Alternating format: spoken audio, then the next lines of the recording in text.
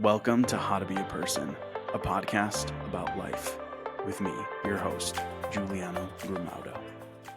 All right, Howard, how's it going, my friend? Giuliano, my man, what's going on? Great, good to see you. Not too much. I appreciate you joining me on the show. I'm excited to chat a little bit. So for me and for anybody listening who has never heard of Howard Minor, tell me a little bit about yourself and we'll go from there.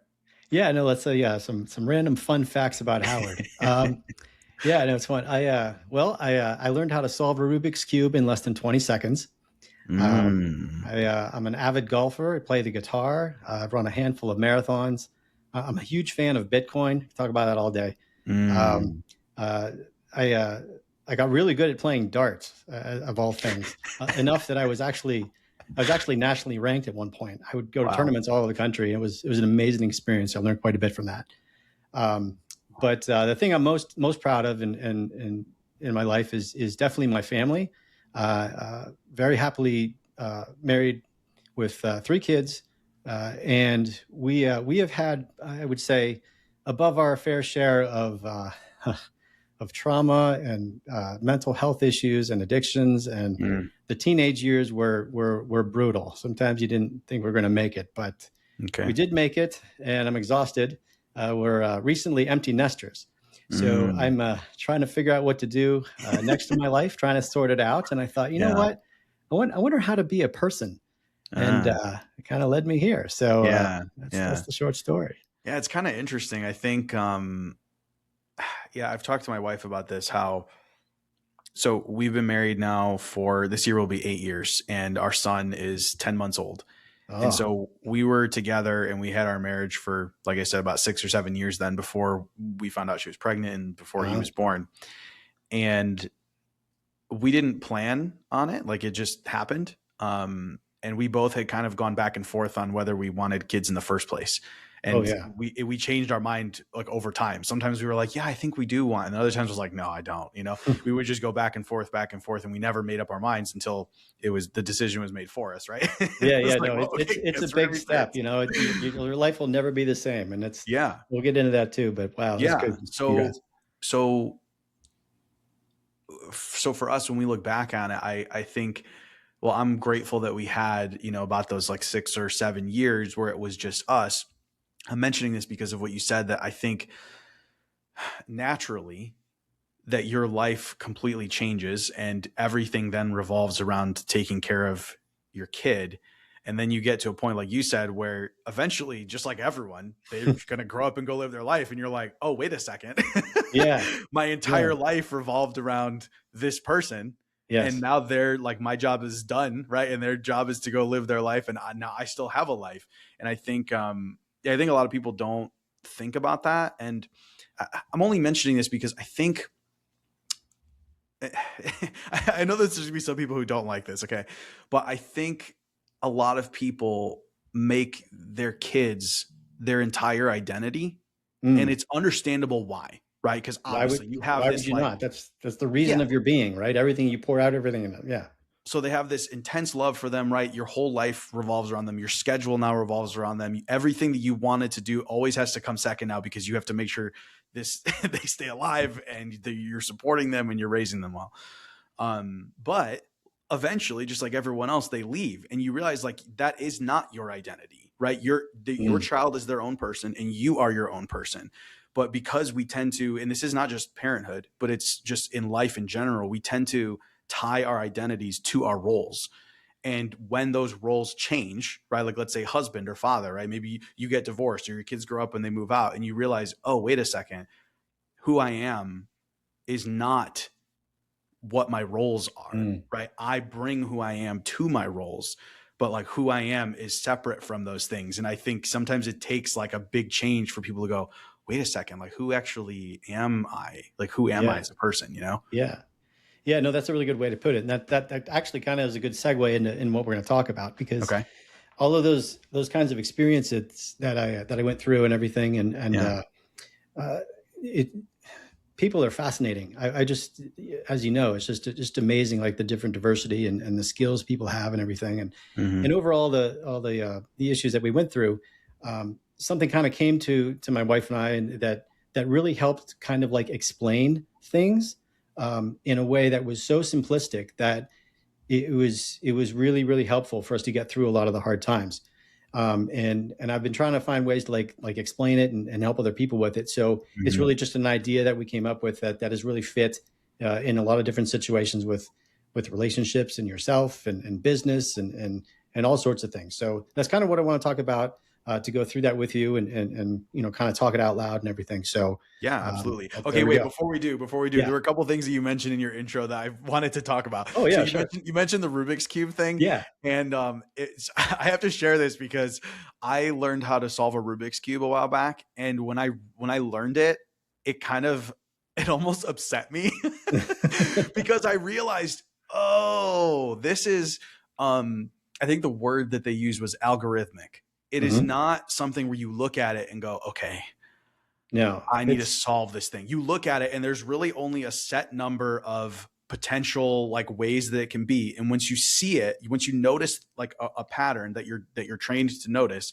you simply do these same actions over and yes, over again until it solves itself essentially. It's just basically essentially, like yeah. an algorithm. You do the same motions over and over again. Yeah, no, I mean, it's not exactly the same motion, but you're right. It's a series of algorithms where, Yeah, like, if there's a couple hundred of them probably, but like if you wanted to get these two pieces from this side over to that side without messing up what you've done so far, you do these 7 or 8 different moves, and then exactly. there's a bunch of those patterns you learn, and then with enough practice, you just kind of train your brain to just kind of do that automatically. Yeah. It's You like just writing your recognize name. it instantly and you Yeah, go, yeah, oh, you're these moves. right. It's like it's just muscle memory for like Mm, writing your name. You don't think about every letter when you do that, but at one time you probably did. But mm. then over time, it's just automatic. Your hand just does it. Yeah. So and there's more to it than that, but it's a fascinating thing, and it's amazing what people can do with it. I mean, I was never elite or anything, but I did compete and I went to some competitions and everything, and it was Well, fun, something to do. So so, like, as someone who never had solved the Rubik's Cube before, and I'm assuming this is most people, this is why I'm sharing it, is because you look at it and you just assume the person is like figuring out how to yeah. how to solve it in that moment. But it's not like that. It actually, it's funny now that because I'm saying I use that word algorithm, but it really is like math.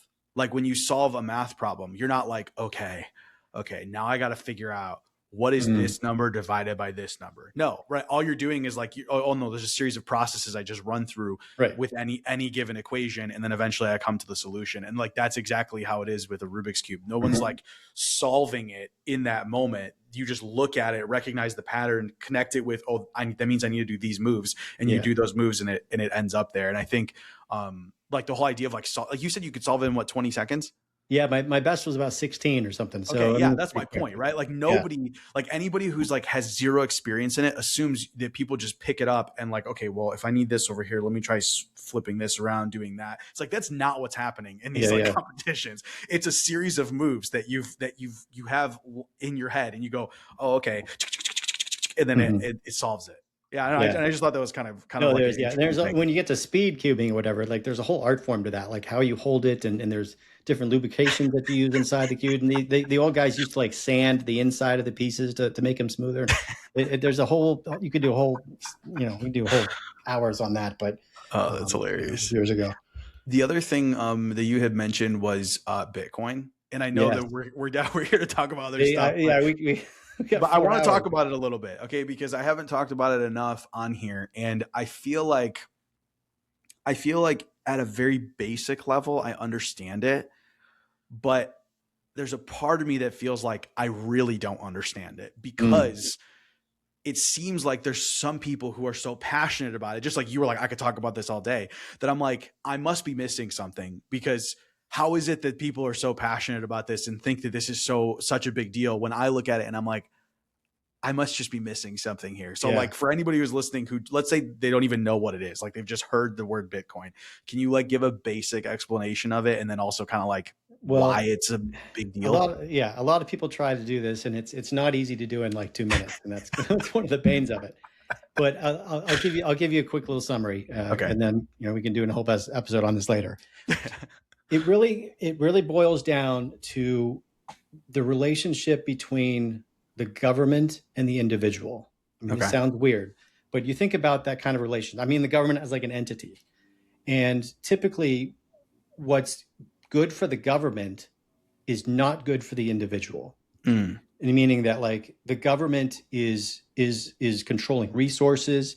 It's always expanding, more laws, more control, more surveillance. It's always expanding. It needs more resources and that it takes from the individual. And on the other side of that, the individual is trying to push against the government with things like private property or privacy or free speech. Those are all things that kind of go against the government's form of control. Yeah. So it's kind of like this inverse relationship between how we organize ourselves. And a key component of this is money itself. So you have to think about what money is in that type of a relationship, where the government not only provides and controls the money, but they also control the supply. So whenever they need more resources and they run out, they print more money. They just kind of like consume more, which is bad for the individual, but it's just how that works, and that causes all sorts of problems in our economy. When you destroy the scarcity of a dollar. Bitcoin is, and most people agree that the separation of church and state is a good idea. Bitcoin is the separation of money and state.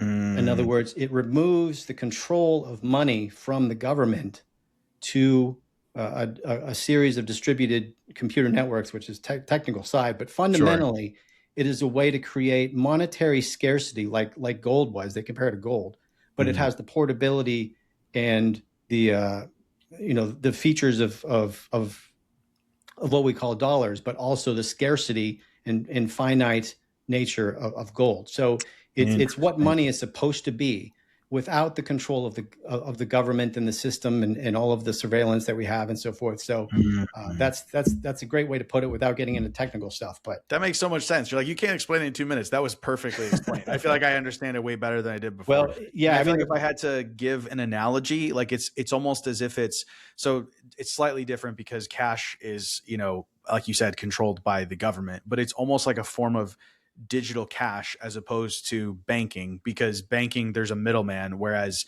with this, it's like direct, it's person to person. It's just like cash would be. Precisely. And you have control over it. No one else has any control over it. You're not storing it in like a bank, which is someone else's storehouse. It is basically essentially your own. It's peer to peer for one person to another, and nobody can stop you. Like nobody can stop that. Now, for a lot of people, that's liberating. I mean, people in countries like, oh my gosh, like I can have money that I can control. But for a lot of other people, it's terrifying because that opens up, I mean, regardless of what you think about the idea of being able to transfer scarce value from one person to another without being censored or stopped by anyone, that's very profound.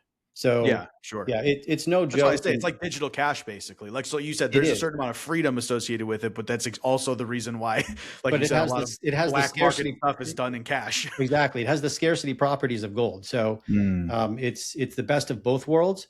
Interesting. And that's why it's no joke. It's really a good deal. But yeah, anyway, like you said, we could probably talk for an hour about that. But we don't have to. But I appreciate that, and it's definitely gave me clarity. And I'm sure anybody listening who was not 100% on Bitcoin probably now is like, wow, I really get this.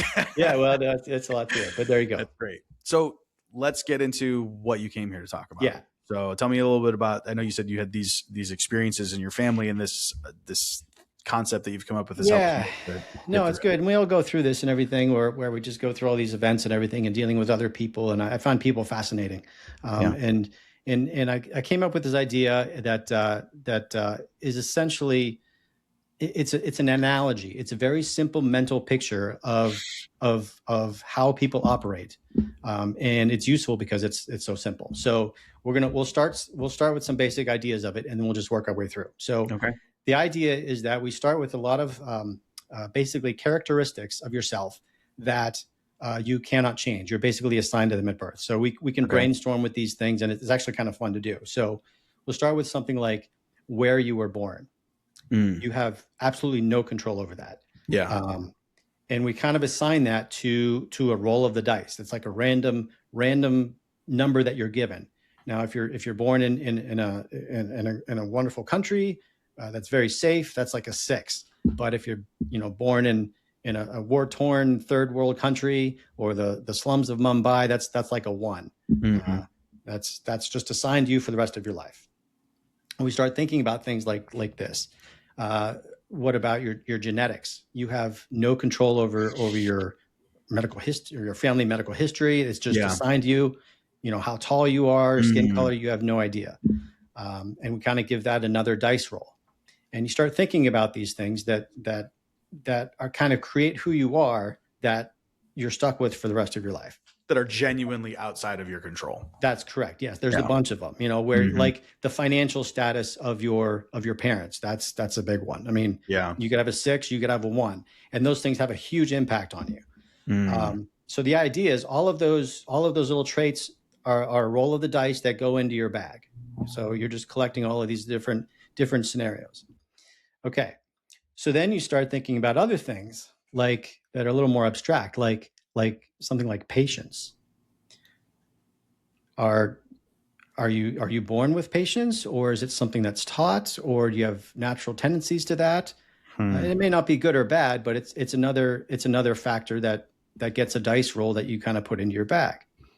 And okay, so your turn. Think of something that would be a characteristic or trait.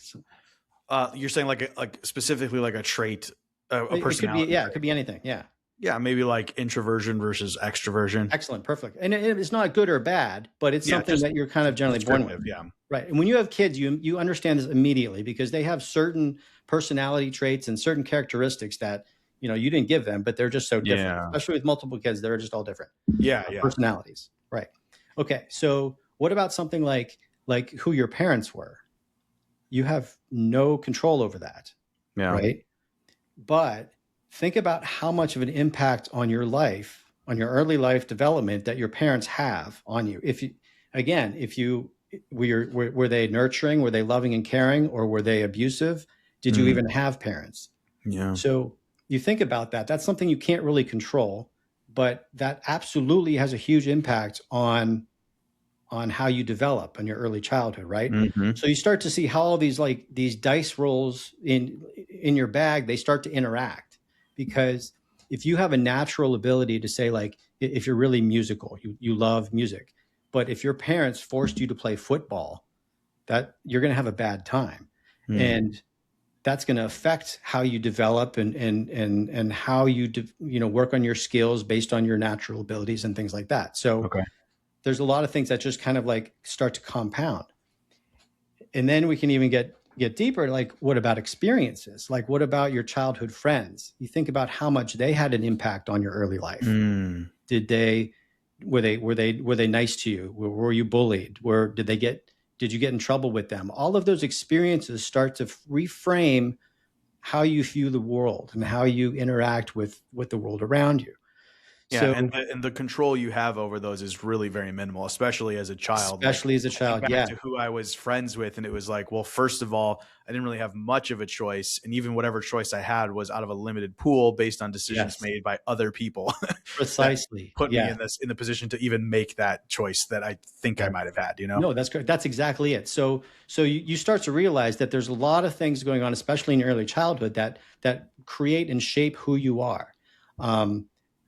External things that you don't have any control of it. Some of you have some control, you can choose who your friends are kind of, but there's also things inside of you that you can't control. Your natural abilities, your skills, your empathy or tenacity or grit. Like, you have a good work ethic. All of those different things are just basically, you can visualize them as rolls of the dice, and they start to interact with each other. And what they do, you put them all in your bag and you visualize somebody essentially as a bag of dice with all those different probabilities and situations and abilities. So that is the basic analogy.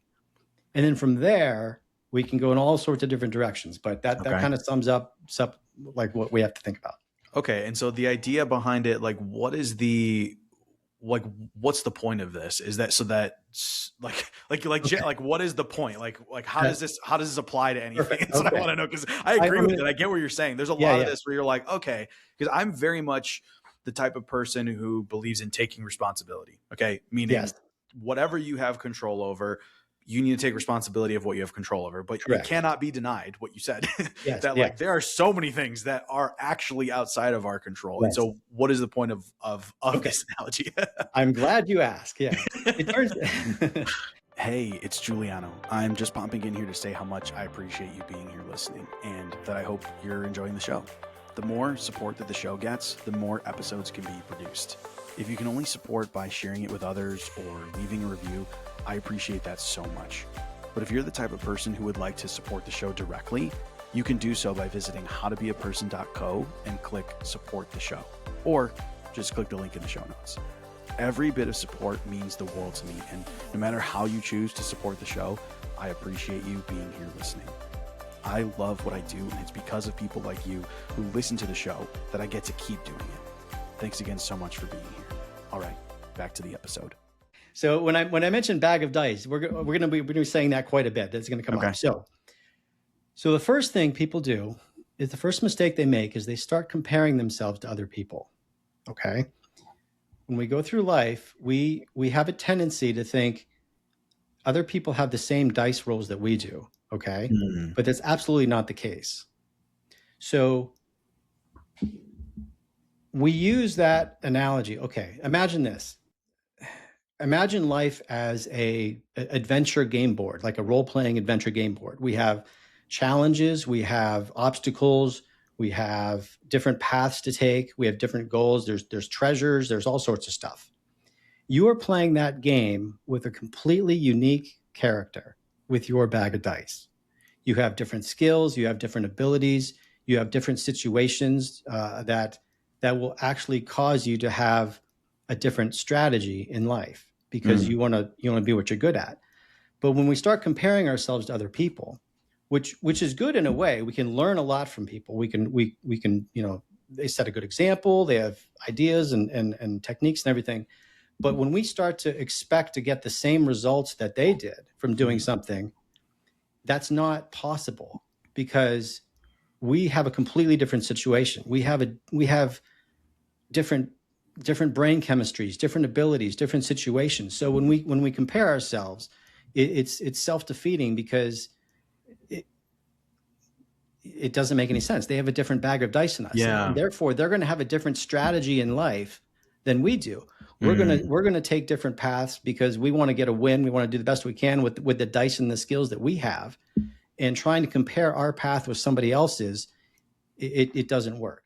So that's the first thing. It seems like that is such a strong tendency of like most people, right? To just compare yourself. And this, it doesn't even have to be negatively, but just in general, right. Like constantly looking at the people next to you and like, what are they doing? Or why did they do that? Whether it's from like judgment or judging yourself, right? Like your comparison isn't like, oh, I can't believe they did that. Or like, wow, how did they do that? I wasn't able to do that. And so so what's really interesting, what I'm thinking about as you're saying this is that not only like what we're talking about with this bag of dice is essentially all the things that are outside the person's control, right? Yes. And there's essentially, right, an unlimited number of factors, like an infinite number of factors that affect who they are, how they show up, and what they do. Yes. That are outside of their control. Correct. And then also multiply that by the things that they have within their control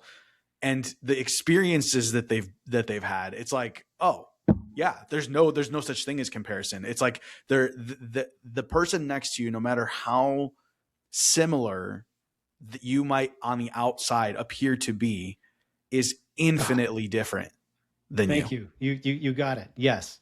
And the key to this is you mentioned this. There's a lot of dice that we can't control. However, there's a lot of dice that we can control. So we start thinking about things in our life that I kind of call these upgrades, where just because you rolled a 2 or a 3 in something doesn't mean that you have to stay there, because you can develop good habits and you can practice. If you're athletic, then take being athletic for an example. Some people are more athletic than others, for sure. But if both your parents were Olympic athletes, there's a good chance you have a good potential in that. So it's going to come easy for them, and they're going to be athletic. But you could practice and you could work at it and improve from a 2 to a 3, your ceiling is going to be much lower than theirs, of course, but you can do that. And that applies with all these skills. So what you want to do is kind of focus on things that you can control. And it's not just traits, but it's also your situations. When you said you have a child, when they turn 7 years old, are you going to give them unlimited access to the internet? No. Really? Why not? Don't they have a right to do that? Yeah, no, that's insane. Yeah, because you don't want to do that, because you want them to have the best chance of success, right? Yeah. You want to steer them, you want to give them the opportunities, you want to nurture them the best they can on their skills and everything, to be the best they can, so they have the best chance of winning, to give them the best possible dice that they can, not only like in personal things, but professional and education. You just want to have them upgrade as many dice as they can, so they can succeed to the best that their ability is. And therefore, when you're a child, you want to stay away from things I call downgrades, because you can go the other direction too. There's things you come across in your life that they're gonna lower your chances. They're gonna kick you down. Things like drugs or alcohol or any other urbane or whatever that's gonna, like, life is hard enough as it is. You don't want to make it any harder by introducing things in your life that decrease your odds. So the idea is to identify the things that you can control, and then pump them up as much as you can. And the idea being that it's never going to be a guarantee. Like, you can work hard as hard as you want to, but you're just trying to maximize your success by the probability of rolling the highest dice that you can. And that's true for business. It's true in relationships. It's true for all sorts of interactions you have with other people. So I don't know if that makes sense, but I think it's called stoicism, trying to focus on things you can control, but it's very true. So developing good habits in your life, getting lots of rest and sleep and eating right and everything. Those aren't a guarantee you're going to live forever, but it's going to help your chances. So you want to take those things on to bump those up. And again, like I said before, these dice interact with each other. So when you upgrade certain dice, like education, or if you learn patience and different skills, or like typing on a keyboard, those are skills that are going to allow you to upgrade other skills, learning how to learn, trying to, expand your skills, trying to find out what you're good at, throw a bunch of dice on the table, see what comes up, see what you're good at, because that's your biology telling you what you were meant to do. Interesting. Yeah, it's kind of funny because I totally get the idea of like upgrading and downgrading and things like that. But what is really interesting is, okay, what it makes me think of is like poker, right? So obviously there's no dice in poker, but with poker, it's similar in the sense that, like, you are dealt a certain hand, and ultimately the only way that you win is by playing to the strengths of that hand. Yes. You don't win by complaining about the cards that you have, or somehow trying to change them in a way that's not fair, right? That's only way that you actually win is by actually playing the hand that you've been dealt, because there's no other choice. Right. And what's interesting is that's really what it feels like, is like, like you said, you have these dice that are outside of your control that give you your hand. Basically, it's like, that's how your hand is chosen, is through these random. I mean, they might not be random, right? You can look at how those things came to be, but for you, they're something that was completely outside of your control, that was just handed to you, right? And like, it only makes sense, instead of complaining about the hand or somehow trying to change the hand, embracing the hand and realizing that no matter what hand. See, this is what's really interesting in poker. There is no hand that you cannot win with. Correct. Any hand you are dealt, you can win with that hand.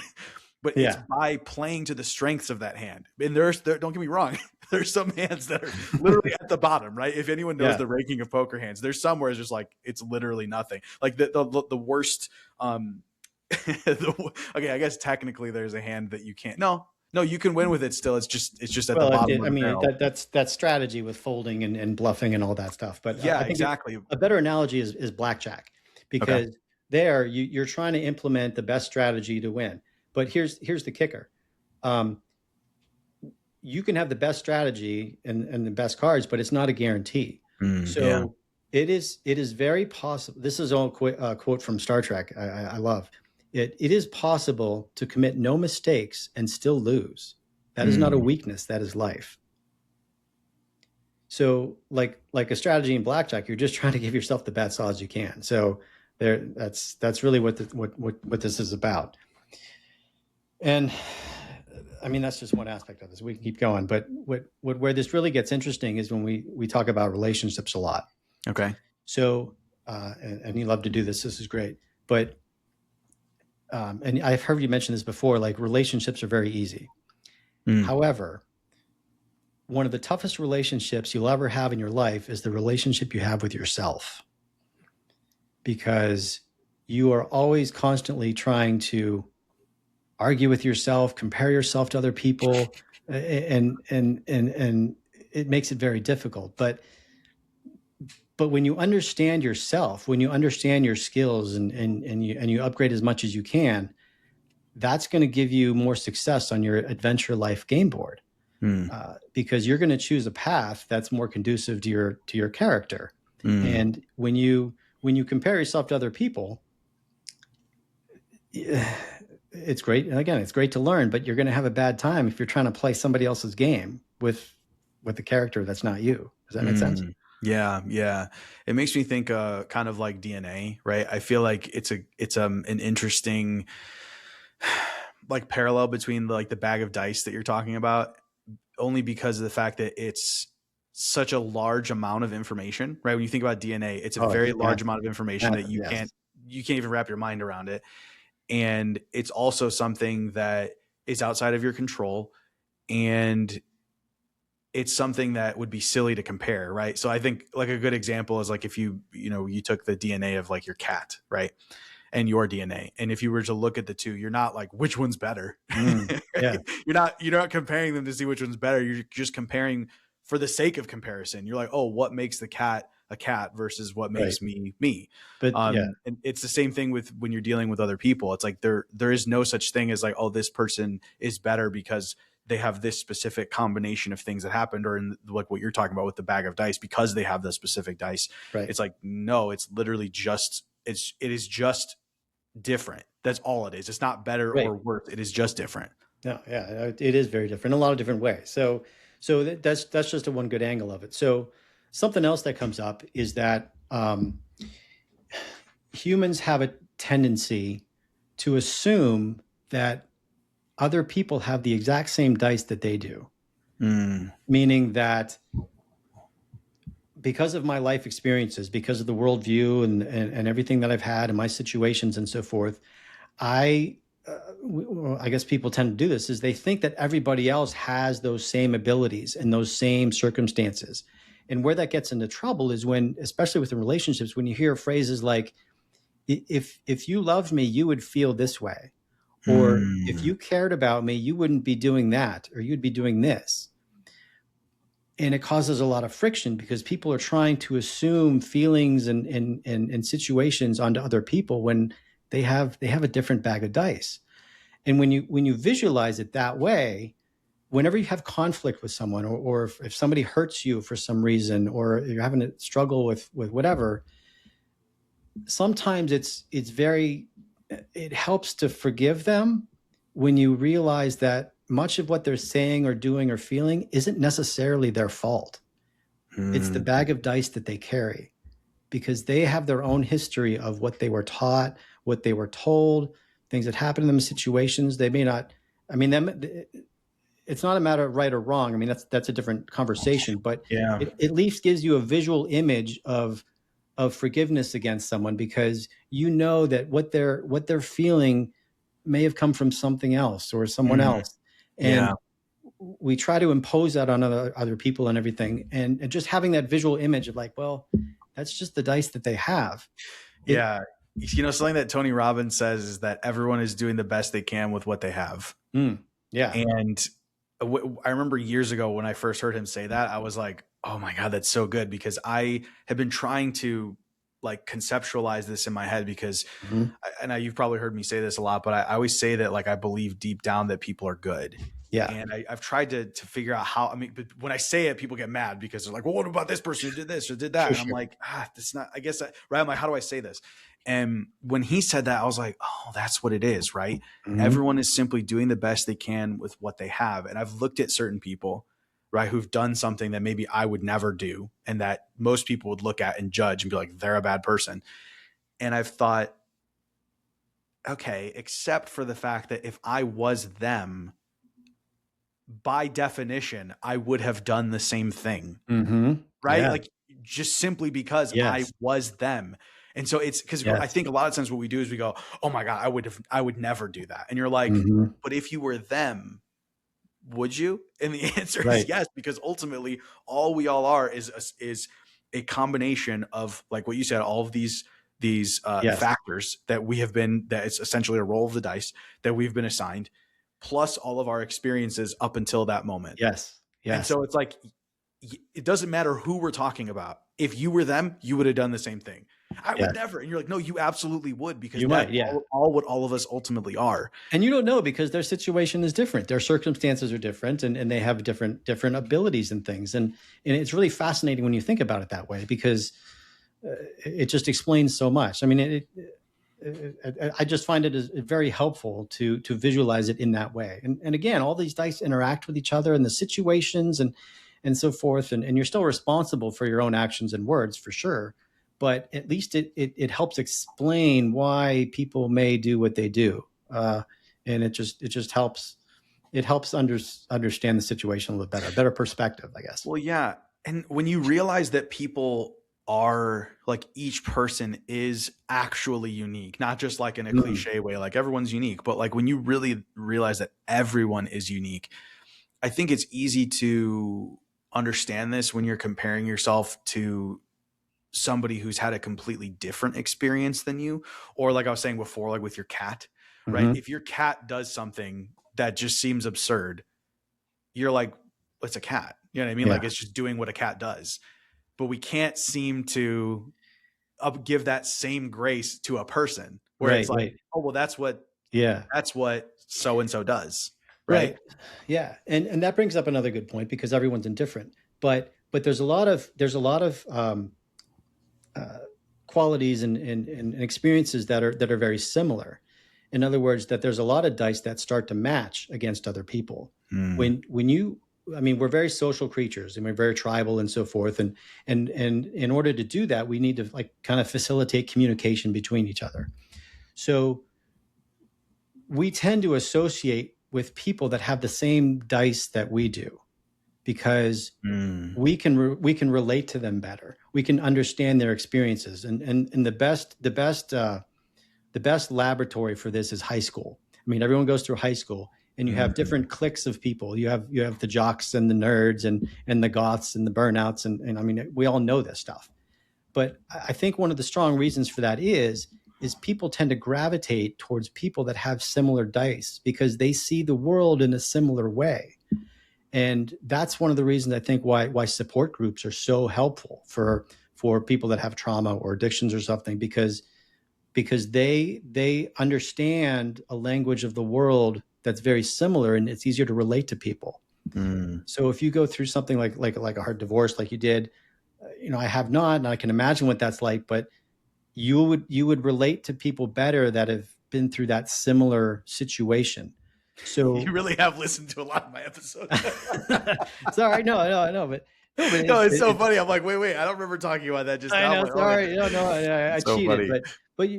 but it's true though because and that's why we tend to associate with people that are similar to us, and that's why things like diversity is so challenging because when you have someone with completely different backgrounds or speaking different language, it's very hard to communicate. There's barriers there. We tend to avoid those types of situations, and it explains both why we're attracted to someone and why we also repel other people too. Mm. If you've ever thought about writing a book, this is for you. Quick heads up, I'm going to share something I've personally used, and if you check it out through my link, I may earn a commission. When I was working on my books, I learned how to do it all from the team at Peaceful Profits. They're the ones who helped me understand how to actually approach the whole process, from having the idea all the way to getting it out into the world. So if writing a book has been on your mind, whether to grow your business, get speaking gigs, or just make an impact by sharing your story, you have to check out Peaceful Profits. Go to author.howtobeaperson.co or just click the link in the show notes now. All right, back to the episode. So like this concept of the dice, do you feel like it's meant to just be a tool at like in navigating the way we view our interactions with other people? It puts it into a framework that's easier to understand. It's a better perspective, I should say. It doesn't explain everything. I mean, Yeah. the psychologists and the therapists, I mean, you hear all these things about different love languages and 52 different personalities, and they compartmentalize and all that stuff. And that's great. But I think the dice is just a very simple analogy to say, hey, it's a lot of words to say people are different, Yeah. but it gives you that measurement of all these different things that interact with each other. Our brain chemistry, our hormones are flying around in there, life situations that happen to us. A trauma can happen. It can affect one person one way and someone else a completely different way. People have different intensities of addictions and so forth. And just framing it as a completely random bag of dice is just a great way to understand that like people are going to have different situations and different ways of dealing with it, different tools of success. So it's a framework to help visualize things. And Yeah. like I said, like when it was helpful for us because it was just a very simple metaphor. When somebody was doing something stupid or we couldn't explain or whatever, we would just say, well, that's they have different dice. It was just a very simple way to acknowledge that their history, their composition is just different than ours, and that's just the way they are. And it makes it a little bit easier to understand them. Again, it doesn't excuse things, but it just helps the perspective a little bit. Yeah, yeah. That's what I was going to ask you about, was because you had mentioned that there were some things that as a family that you went through that this was like helpful for you in, correct? Yeah, and that's kind of where this kind of all stemmed out, because as you'll find out as your kids get older, that they sometimes it's like arguing with a brick. Like they have no idea what's going on, and you want what's best for them and everything. But when you interact with them, and that's the other thing too, with multiple kids, it becomes challenging because they respond in different ways to different types of discipline. You have to be aware of saying the right thing at the right time in the right circumstance.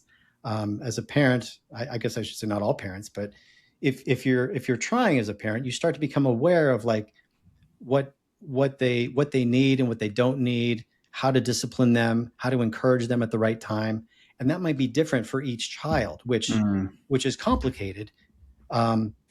However, some parents have no clue. They don't even care. They may not even be aware of this thing. So it's interesting because, and again, I go back to parents just because they have such a huge impact on your growth, and they instill morals to you and your values. They try to nurture you the best they can, but there's so many variables that interact with each other. And then, kids go through different situations and how they learn.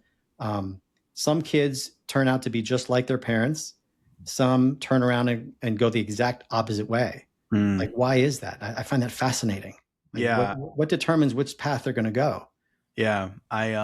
It's funny you say that. So I had a passenger recently, because I drive Uber and Lyft, and without sharing too many details of his story, he has a few different kids and they're all adults. And yeah, I feel like sharing too many details would actually probably give it away who I'm talking about. But the point is that like multiple of his kids are super successful, like really well known, and like at the top of their fields. Okay. Mm-hmm. And then others who are literally like homeless, like living on the street, Same household. addicts. And he's like, I don't understand it because I raised them identically. Mm-hmm. Like I didn't do anything different. And Yeah. to me, Of course, right. That's his whole life. Okay. So, but Yeah. for me, it was kind of this lesson and almost like a validation of something that I've Mm. been saying, where I think that obviously, as a parent, your role in your child's life is really important. But I think that parents tend to overinflate their role in their in the outcome of their Oh, of children's lives. course. Oh, Because absolutely. you can look and say, like, imagine if he only had, like, let's say 2 kids and those 2 kids went and were successful. It's like, wow, I was just a great parent. But Well, wait a that, second. and from their perspective, that's how it is. I just did this, kids were great. So obviously if you did the same things I did, you're not a good parent and everything. Exactly. And that's Exactly. another bit of control. How much control do you really have? It's an illusion to think that you can really Mm, control your kids. And until you yeah. have kids, you don't understand that. Yeah. Well, and I think that's like, for me, yeah, I think that that is a tendency. So this, I feel like it takes us back to what we were talking in the beginning, where I was saying how, um, um, right, because I'm saying how, like, I think parents tend to overinflate their role in their kids' lives. I think what's interesting about that is how I was saying earlier that, like, once your kids like leave and you're done, you're like, oh wait, like that was not like my entire life. That was just a role that I was operating within. And my point is just I obviously I love my son and I'm going to do things to support him, but I feel like my perspective on it, as opposed to like I need to shape him or Mm, like do what I need to do to make him to be a good person or whatever, or to be XYZ or to be successful. I view it more as like I get to be here to support him mm, in becoming whoever he's gonna be, right? Whatever he's right. gonna do, I get to be here to like cheer him on and support him in doing that, if that makes sense. Yes. No, no, and that's an elegant way to put it. And that indicates to me that you have dice rolling around your head, that you recognize that. You know what I mean? So Yeah. your child is being affected by the dice that you have. Mm. It works both It's so ways. true. See? It's so true. It's so funny how like I said, even yeah, it's kind of like a meta thing, right? Because I'm like, oh, I think parents overinflate their role too much, and then I'm sitting here talking about my take on parenting, and you're like, well, there you go, you're doing the same thing. Like Well, I'm I overinflating called you out. Yes, my choice and how involved I am and how much, you're like, oh wow, that's so funny. There's like no escaping. Like it's there so isn't. funny how that No, is. There's no no, but escaping it. that's exactly the game that we play, though, right? We try to identify things we can control, and like we just talked about, like, Mm, oh, what can you control? But is it a good thing to control your kids? Is it good to let them fail and learn their own lessons? Are you helping them by intervening in their life? Some kids, maybe that's a good thing. Other kids, maybe not, mm, because they got their own dice to respond to these influences. So yeah. it goes in circles, but it's absolutely true. So So I'm curious then, because obviously what we're talking about is very practical, but mm, I'm curious from your perspective, if you don't mind sharing, is just like when it comes to like the nature of reality in general, right? Because for me, I look at, okay, like obviously I'm participating in this conversation, but then mm, I'm thinking about the way I view things, and I'm like, I've been learning a lot about like the idea of reincarnation, or like, mm. or the idea that we might be living in a simulation and all of that stuff, and it really resonates with me. And so I think, oh, okay, it makes you wonder. It's like, do we choose ahead of time? Oh, like, right? Because you're like, oh, you don't have control over it. I'm like, well, right now I don't have control over it, but did I in the Mm. past go, okay, let me roll this dice. Oh wow, okay, great, I get to live somewhere cool. But I roll the dice. Oh man, my parents bad money. They don't have a good money. Okay, roll the next dice, right? And you do all these things, and then you show up here and with those circumstances. I'm not saying that's how it is. I just mean that's kind of like my thought process. Like, oh, I wonder if it's like that, you know? So I'm Yeah, curious for you. Like, obviously, in this life, there's certain things that we've been handed that we don't have any control over. What do you believe with regard to that? I have no idea. Look at me for like grand wisdom or something like that. But I guess that's the game, because like it's a timing thing too. Like what you believe now, you can go through some more experiences, and you might Mm-hmm. believe something totally different in Yeah. a couple of years or whatever, Yeah. because your perspective changes, Yeah. and it's Which it wild to has a think million about. times up until now. It can be, yeah. So I mean, you talk about like infinite universes and things, and and, Mm. and that's an interesting analogy too. Like if you think about uh, a really perfect life. Well, if you had a really perfect life with everything, it'd be really boring, right? So you're reincarnating something. Okay, let's add a variable that's going to make my life a little bit challenging. Okay, something. Okay, all right, that's good. And then that gets boring. Okay, let's do a new life, and let's add 2 or 3 different challenges or variables in my life. Okay, then that gets boring. And if you do that enough times, eventually you're going to end up with the exact life that you have right now. Oh, because I see what you're saying. Yeah, because ultimately there's like an infinite number of combinations. So at some point you would end up with the exact life you have right now. Yep. Interesting. No, I don't know if I believe that, but it's just a way to think about it, you know, because Oh, and, for and sure. every time you play the game, you get a completely different character because you get a new set of dice when you're born every time. So yeah, no, it's funny. I really eventually end up with what you have now. Well, yeah, well, exactly. And I really love this conversation because I think that I feel like the longer I live, the more I think that like the whole point of everything is just to live, right? Mm-hmm. It's not to do anything. It's not to accomplish anything. It's not to become anything. It's not to change anything. It's literally just to be, just to exist and like live the story. And what's interesting is to think that there are all of the, like, if you don't think about it this way, you don't realize it, but just the way you're describing it, where there are all of these factors in your life that are all there, and they're like to a certain degree. And like you said, just like with like the roll of a dice, you could describe it as, oh, okay, in this factor, you're a 1. In this factor, you're a 3. And that's all true. And you can look at it. And so it makes you think, oh, that is interesting, because even if that's not how it's done, the fact of the matter is that my life is made up of all of these different factors, all set to a different volume or a different value. And it really is like beautiful, right? That it's like, wow, I got this exact combination of all of these different factors, and they could all be, quote unquote, good or bad, but ultimately they just are what they are.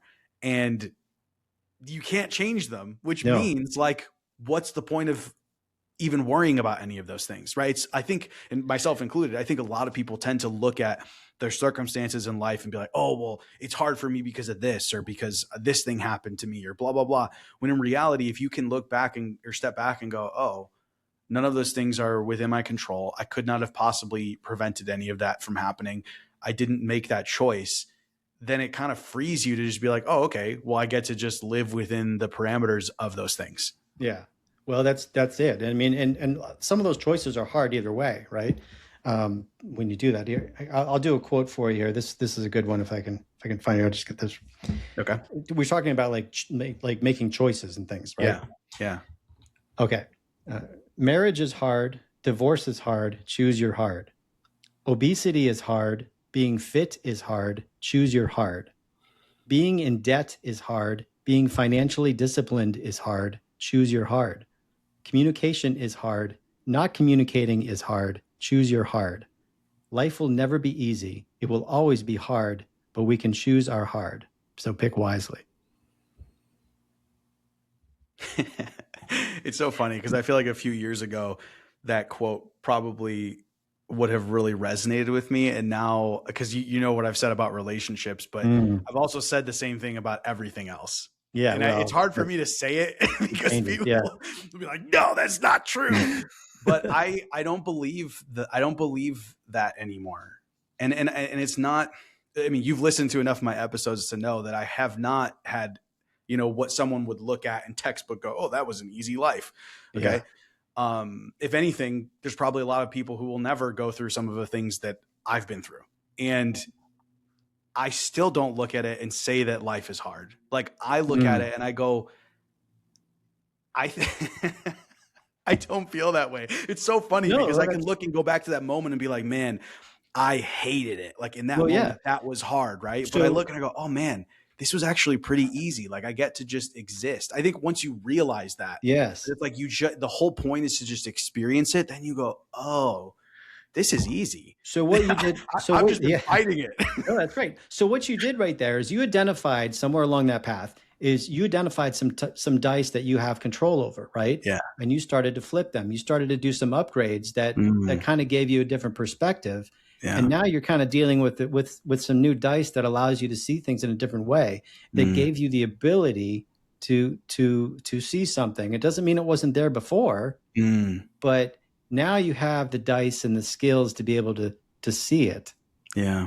Even though it was always there. So you change yourself by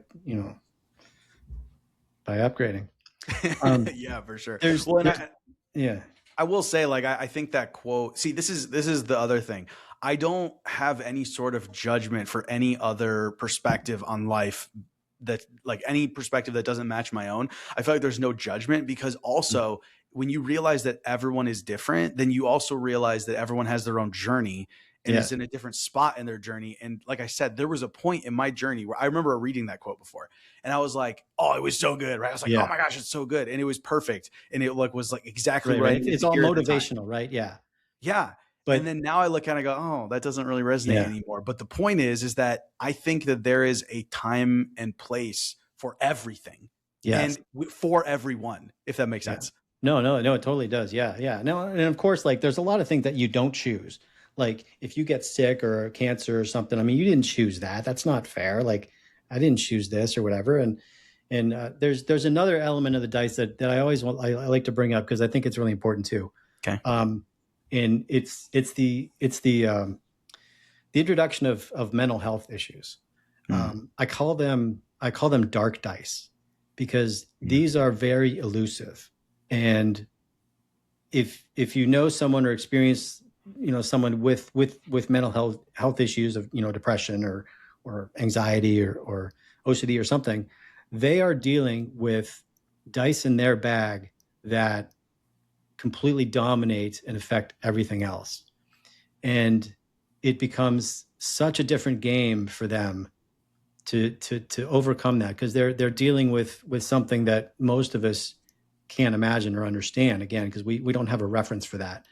But the good news is, like, just because you rolled a 2 or a 3 in these dark dice doesn't mean you have to stay there, because there's so many tools and therapies available that can help you manage that and maintain it. Again, it's a bad hand, but there are there's hope for people to be able to upgrade those dice a little bit and learn the skills to deal with it and learn about it.